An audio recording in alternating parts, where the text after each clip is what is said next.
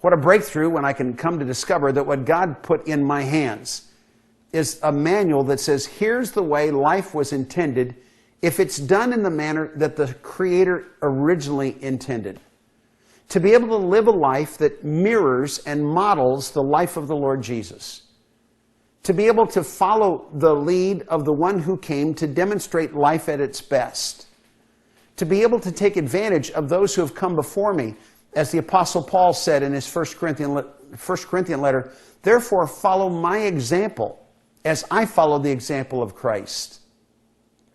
None of us is truly making life up for ourselves. We're all going to follow somebody else's example. And we live in a world today where examples are everywhere and where their input for life is being offered on so many fronts. We're aware of celebrities and their moment-by-moment actions through Twitter and through Facebook and through the media that allows us access to the lives of people who once lived in the shadows but now live in the spotlight.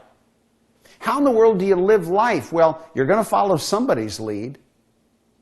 And God offers us the best lead by looking at the life lived by the God who created life itself. And that's what the Bible is, an opportunity for me to examine the way I live against the way God intended that I would live. And be able to offer me a better way that is better for me and is positive and contributory to life at the best for everyone around me.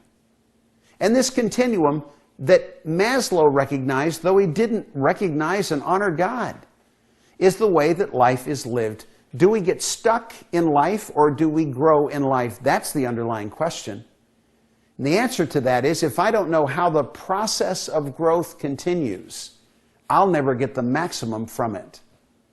How do I accept in the first place that the way that I learned life apart from God was inherently less than what God intended?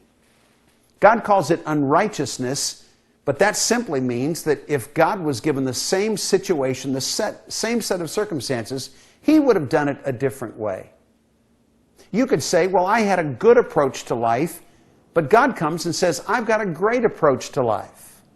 And why settle for good when you could instead have great? So the great approach to life is the life that God has outlined and given us framework to understand in the Scriptures. Why do I want to spend time in the Bible? Simply, I need coaching, a guideline, a guidebook to get the most out of my life. Why would I want a life that's less than was possible when I could have a life that is greater than I could have ever imagined? In my life and in my pursuit of life, I want my influence on other people to grow. That was intended when God put it in simplest terms through Jesus in the Sermon on the Mount in the Gospel of Matthew. He said, let your light so shine before men that they would see your good works and glorify your Father who's in heaven. To put it in simple terms, in accordance with what we're talking about today, your life should be a better model of the way life can be. And when it is, and people see it, they're going to come and say, how can I have a life that's more like yours? And we don't have to puff our chests and claim that we have a unique approach to life that had never been discovered or lived by anyone else before us. Instead, we can say, from a guidebook, a source reference that is absolutely dependable, that claims to have been offered to us by God, I've been able to capture a picture of the way God lives a human life through the model of Jesus, the Son of God.